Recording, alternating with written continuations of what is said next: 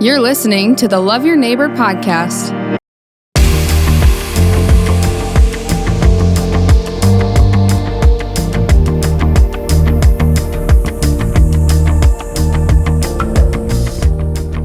Well, hey, thanks for joining us on the Links podcast. This season of Links podcast is brought to you by BrandonWellness.com. I want to encourage you, if you haven't already, go to BrandonWellness.com and see a little bit about what's going on in terms of building and investing in the health and wellness of our community. We're really excited about what's going on this fall, and I want to encourage you just to check it out. Brandon Wellness sponsors this podcast, and you can be a part as well. You can give to that, and you can be a part of what we're doing to build a community wellness center for our community. And today our guest is the one, the only, Dana Cushing. Dana, thanks for joining us. You're well known to the community of Brandon, so I don't need to introduce you for the most part, but welcome. Thank you, John. Thanks for having me here. Our guest list is getting more and more prolific, and now that we've had you on, it's all downhill from here. Oh my goodness. So setting me up here. Okay. Yeah, but it's been, I've had the privilege of knowing you. My wife and I met you first when we started, I guess, what do we call that? Prenatal? Yes. Yes, you were our person. And so I think, I'm sure you get this a lot, right? But it's like you were with us for such a unique part of our life that Yes. I just appreciate you, and the boys are still doing good. Yes. And I had the opportunity to visit with Lincoln the other night. I can't believe I was like, hi. Looked up. Yes. Yeah, he's I'm now officially the third tallest person in my family. I'm still the heaviest, but Oh, God. maybe not for much longer, hopefully. Well, Dana, tell us a little bit, for those that might, the few people that might not know you, tell us a little bit about who you are, your family, and some of what makes you you. Yes. Well, I am married to Matt. We just celebrated 24 years. August 1st, we have 3 kids. Emily is 21, Ethan is 20 almost, and Ella is 17. So I have, Emily's a senior at UNL, and she just got married July 30th to another Brandon kiddo, Cedric Barton. Just an amazing day that we all experienced. And Ella was the maid of honor. Ella is a senior at Brandon Valley, and Ethan is a sophomore at SDSU. Great. So, yeah. And then we also have 3 dogs now. We just added number 3. We have a 70-pound golden doodle, a 7-pound Maltese, and now we have another golden doodle. And she is keeping us awake at night, but it's okay. Okay. Yeah. So have you always been an animal family, or is this a new thing? Or? Yeah, we've always had dogs. I think we'll always have dogs, and this opportunity came about, and all of a sudden we have a 3rd dog. We have Leia, Lucy, and Luna, along with Emily, Ethan, and Ella as our children. So I always said, why did people do that? But we did it. So, yep. Nice. Yes. So we have been in Brandon since 2002. Originally, we were in Sioux Falls after I graduated from the nursing program at SDSU. Matt and I were in Sioux Falls, but then as we were growing our family, we were just looking for a little bit smaller community and heard a lot about the school district even way back then. So, yeah, we are on our 20th year here. So it's just an amazing community, and the friendships and the connections that we have made are, it's wonderful. Yeah, you've seen a lot of change. What was the population of Brandon when you moved here in 2000? Gosh, I want to say it was quite 5,000, maybe. Okay. Okay, wow. Yeah, so a lot of growth. Where's home for you originally? Like, where'd you grow up? New Ulm, Minnesota. Oh, okay. So I was listening earlier, and I heard you're a Twins fan. Of course. Yes. So by default, Twins and Vikings fan here as well. Okay. Well, I'm not a Vikings fan. I'm not. So Twins fan as well. We'll leave it at that. Yeah, and I don't have anything against the Vikings. I just have never had a good reason to cheer for them, I guess. So I grew up in North Dakota, so we have to, of course, be very choosy since we don't have any special teams. So, well, cool. So SDSU, you're a grad, Jackrabbit. Yep. Okay. Both Matt and I, that's where we met, was SDSU. Okay. Awesome. Yeah, 1998, and graduated with my bachelor's in nursing. Okay. And I I just actually left the nursing field in 2020. Okay. In 2014, I got my health coaching certification and just dabbled a little bit in health and wellness coaching. 2018, I did a functional nutrition certification. And just as I've gone along and learned more, I was finding that I couldn't serve my patients how I felt they needed to be served. And there was an itch for a real long time to go out on my own. And finally, one day I went to Matt and said, I can't do it anymore. Can I put my notice in? And of course, I was tearful and nervous. And he just looked at me and he said, okay. I said, okay.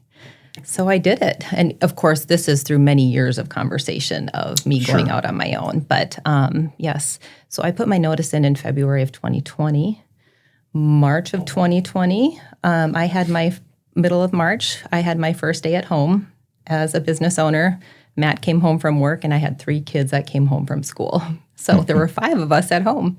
But it's been the best decision that I have made is to go out on my own and really just be able to serve and educate in a way that I feel people need to be, how I need to connect with them.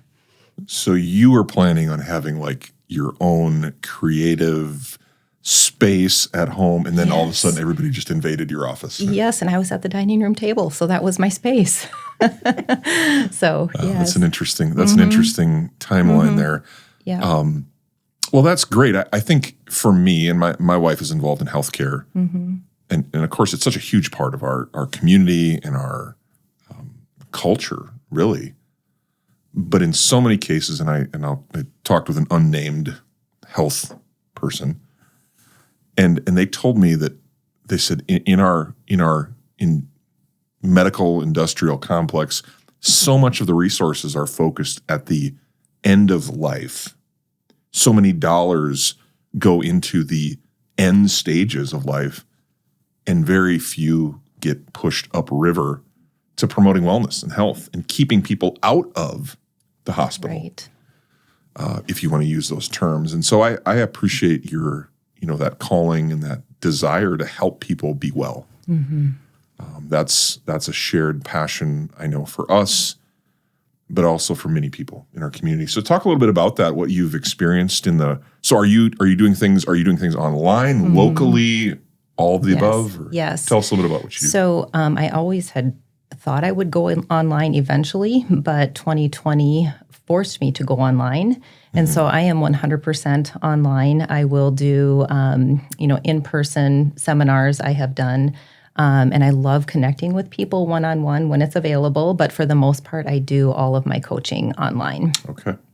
Yes. Well, that's great. Yes. And I do love connecting with physicians. Even though I've left mainstream medicine, it's still, even though yes, they are treating so much at the end of life and so much is disease focused. I'm happy to maintain the relationships that I did create during my nursing career and educate even the physicians on the importance of prevention and how it doesn't have to be as challenging as some make it be. Right. Sure. Yep. What would you say now, and this is, your field, you've been in it, you've studied it. What would you say to someone who's just now becoming aware, hey, wow, I want to make wellness and health a priority for me? What would be something you would just give as an encouragement to them or a piece of, a first step? Yes. Well, first of all, just acknowledging having that awareness, because so many people just aren't aware that even just taking a small step, you can start to feel better. And many people don't know that they just don't feel well. And the first thing I always like to encourage is all of us are sleep deprived. A lot of times people think, well, don't you just do nutrition coaching? But for us to make good nutrition decisions, we have to have a foundation of sleep. That's kind of the first layer. If we're, if we were thinking about building a solid house, we need a foundation, and it's sleep. So if I could encourage everybody starting with 7 to 9 hours of sleep, And we all go through seasons where we aren't going to be able to get 7 to 9 hours, especially back when I first met you and Dana. It's like sleep deprived, and if we got 4 hours, it was a good night. Mm-hmm. But, for the most part, sleep is so important. So starting with that, and then we can start to focus on what your nutrition looks like, and then maybe adding in some movement too. Yeah, well. So let's focusing kind of on sleep, because that's something we all need. I mean, it's a common. What's a tip you have for somebody that is not sleeping well? What's usually one of the first roadblocks that you need to remove with your clients if they're not experiencing great sleep? Most of my clients are night owls, and they seem to be like that midnight, 1 o'clock bedtime range. And, we hear a lot about the electronics, right? Putting away our electronics an hour or two before we go to bed. But even if they can't do that, I say, okay, well, let's just try a half an hour. So instead of going to bed at midnight, let's try 11:30. And then maybe in a couple weeks, we'll try 11. And then we just slowly back it up. And all of a sudden, it's like you can wake up and actually have energy and not just drag out of bed with your alarm clock. And when you have more energy, better nutrition choices, and maybe you'll even have energy to start incorporating some movement. Okay. And see, now we got you on here, so I got to ask this question, just curiosity. Yeah. There are so many things that you see and hear online. We'll just say that. What do you say about like this whole concept of intermittent fasting? Are you in the intermittent fasting camp, or how do you relate to somebody that goes, well, I'm just not going to eat for 16 hours? Yes. I mean, how do you approach that? And just regarding what's online, there is so much out there, whether it's intermittent fasting, keto, paleo, vegan. There's so many options that you can do to get to a result. But I always like to frame it, what's going to work for you? Intermittent fasting, sure, it's a great tool. Have I done it? Absolutely. I've done a 16-8 where I don't eat for 16 hours and I condensed my eating window to 8 hours. But it's just a tool. I don't ever feel like it's something that people need to do long term. But if it works for you and you can get the amount of protein and calories in that you need in that 8-hour window, I'd say go for it. Sure. If you feel like you want to do keto or low carb and that works for you and it's sustainable, perfect. More of my clients lately are kind of on that balanced nutrition where it's like, where do the carbs and fats fall? And remember, if we can remember, carbs and fat, they're just energy. Protein, that's the building block in the center. So whether you want to be low fat and high carb, or high carb, low fat, or whichever way you want to go, just understanding that it's energy and really prioritizing protein. And if you want to do it in 3 meals a day or an 8-hour eating window, I really like to focus on what works for the individual. I don't have a blanket like everybody must intermittent fast. Sure. Okay. Yep. Yeah, I'm always cautious when somebody says they've got the answer. Right. And I've never even met them. Right. It makes me a little cautious. But right. Well, tell us a little bit about. So now you're business owner, Brandon. Talk a little bit about Brandon. What has been? I mean, you've always chose Brandon, and then you've chosen to stay here. Talk about Brandon. What makes Brandon special for you and your family? I think just the tight-knit community, and I love being able to go anywhere and running into somebody I know, and people are just friendly. It's like you just, I feel like we're a very welcoming community and very supportive of my business. Many of my clients are from Brandon, and I've been involved in a couple of in-person events in Brandon, which I absolutely love, and receiving the support. And I really feel like Brandon is a, athletic and health-minded community. So awesome. We've talked a little bit about Brandon Wellness, and Amanda and I are part of this organization, and I know you and I have talked briefly. What do you think a community wellness center in Aspen Park would do for the community of Brandon as it grows and continues to mature? What do you think from your perspective, what would that mean for our community?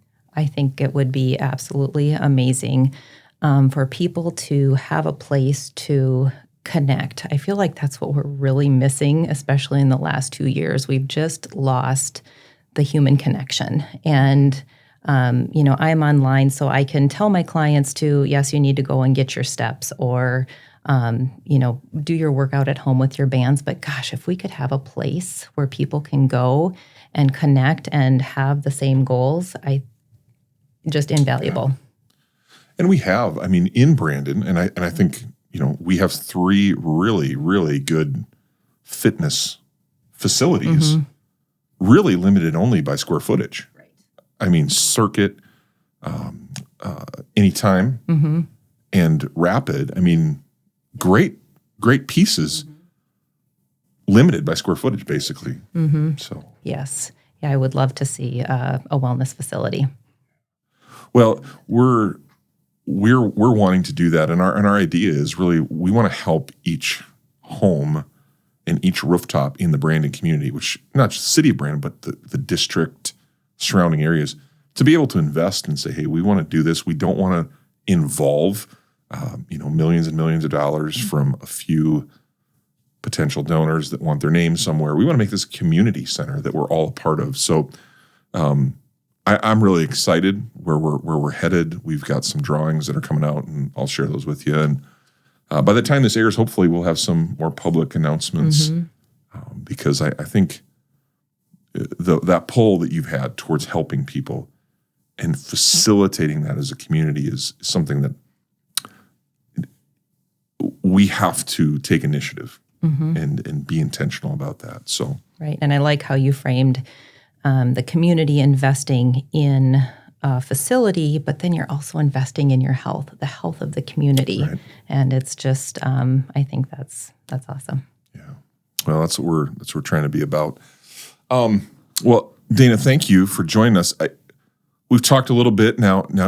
Let's talk about the mom side. Okay, there's a lot of moms watching this episode. Yes. This podcast is about 65 to 70% female audience. So, what advice would you give to a mom in the Brandon School District? Now you're kind of getting to that veteran status now. Yep. What would you say have been some things that you found to be helpful being a mom in Brandon? Being a mom in Brandon, just staying involved and involved with your kiddos from the nutrition side. As you have time, or make it a priority to invest in the kitchen, teaching them skills with, whether it's cooking or prepping or chopping. Really, it's kind of a lost skill, and we're so busy. We're so activity driven. Our schedules are over full, and we kind of lose that time in the kitchen. And it's a lifelong skill that we all need to maintain our health. So, moms, when you have time, work with your kiddos in the kitchen. Give them little jobs to do. Yes, absolutely. Yes, for sure. Yep. And whether it's chopping carrots or stirring the brownie batter, it's having that time with your child and just getting that skill to carry on. Yeah. I as a dad, I think those shared experiences are so powerful, so meaningful later in life. If you can double that up and you're doing something healthy and educational for their life, if you can make memories and teach them something at the same time, what a huge plus that is. So right. Yes. Well, this has been good, Dana. I hope that you obviously is there anything else that you feel like is important to hear from you, from your perspective? Maybe it's something we don't know about you, Dana. New Ulm, Minnesota. I ran the Boston Marathon in 2013 during the bombing. That was quite an experience. I still carry a little bit of that with me. It was very powerful. But I no longer run. I've torn both of my hip labrums and a hamstring tendon, so I just like to walk and lift weights now. I used to be a lifeguard in New Ulm. Okay. Lifeguard, yeah. So tell me about that. Where were you in the race when that bombing happened? Were you close? I was with my friend Sarah Astall from Brandon, and I was 19 minutes before the bomb happened, and so we were in our corrals, and thank goodness she was A and I was C, kind of waiting to be, when you finish the race, you go to your last name corral. And so I was very close to her. And yeah. So you had finished? Right. Oh, wow. Mm-hmm. Okay. Yep.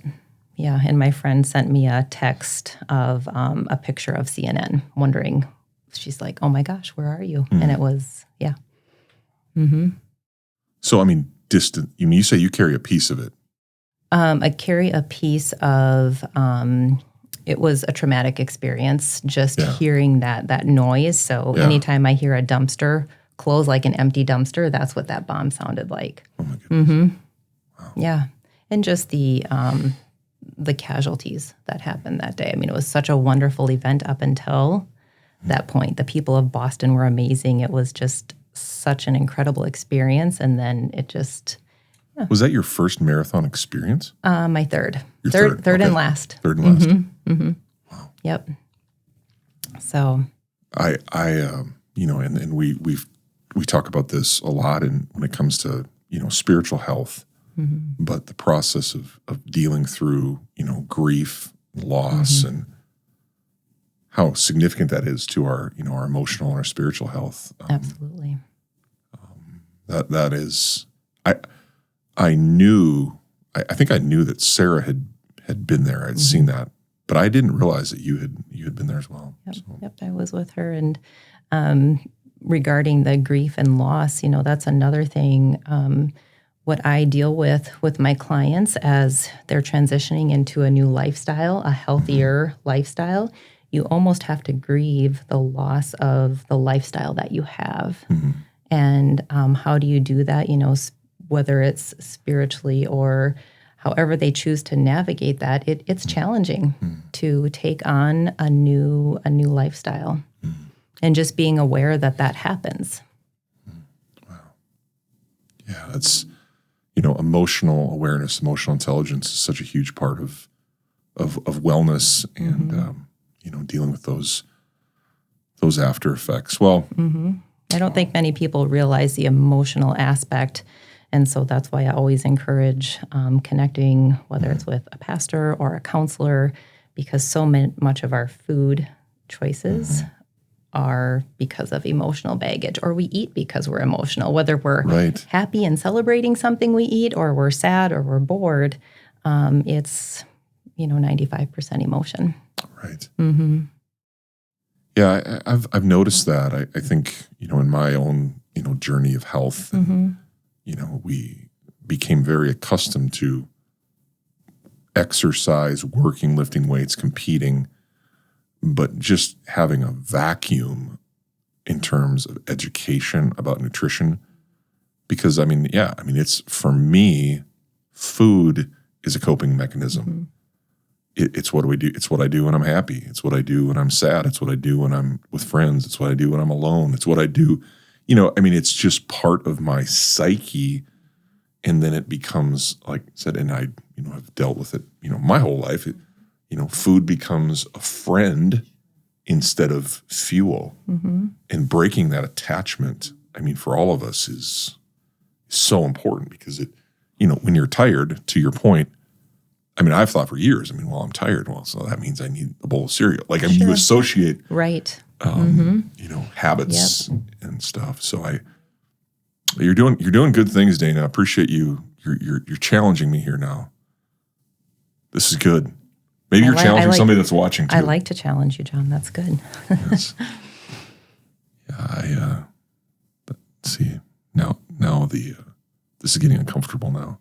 I am drinking water. Now I need to make some better choices. No need to be uncomfortable, John. It's just it is so common. And that's where everything starts, is understanding why we eat, what we eat. And it's learning and growing from there. And I always like to frame everything, even if you're on a journey and it's like, oh, I failed today. And on a nutrition journey, when I'm walking alongside you, I always encourage you to understand it's not a failure. You just learned. It's like, well, maybe because I was tired, I didn't necessarily need that bowl of cereal. It wasn't a failure, right? You just learned, maybe I can just go to bed next time. And giving more grace and self-love, because when we're hard on ourselves, that kind of just perpetuates that guilty feeling, and we get the I don't care attitude. And how do we get rid of that, the black and white thinking, and leading to that I don't care, or I'm strict and, all in. So it's coming to that middle and finding some gray space with your nutrition and lifestyle. Yeah. Awesome. Yeah. Well, there you go. Like I feel like we're all better now. In a sense, I just learned something, and I think hopefully that can be, continue for others that are listening. And if you are listening today and that's something that's important to you, I want to encourage you to like this episode and like this season, share the Links podcast. Go to brandonwellness.com. You can be a part of supporting that. We're going to have links to Dana. Do you have a website, or how do we get in contact with you? DanaCushingHealth.com is my website. Yep. Instagram is dana.cushing.health. Okay. Nice job on the creative focus. Yes. Yes, I am working on rebranding, as I've just brought in a new coach. So going over to, going to be called My Healthy Body. But for right now, just DanaCushingHealth.com. DanaCushingHealth.com. We'll have those links. Go and check that out and share. I mean, have some grace. Share some learning. I'm feeling healthier already. Awesome. That's what I want. Awesome. So thank you for tuning in. Go ahead and share this episode. And thank you, Dana, for being with us today. Thank you, John, for having me. Thank you for joining us on the Love Your Neighbor podcast. The purpose of the Love Your Neighbor podcast is to build community one conversation at a time. You can help us build that community by sharing the podcast on your social media channels and rating our podcast on whatever platform you're listening from. Another way is to let us know of any neighbors who have a story. Go Links!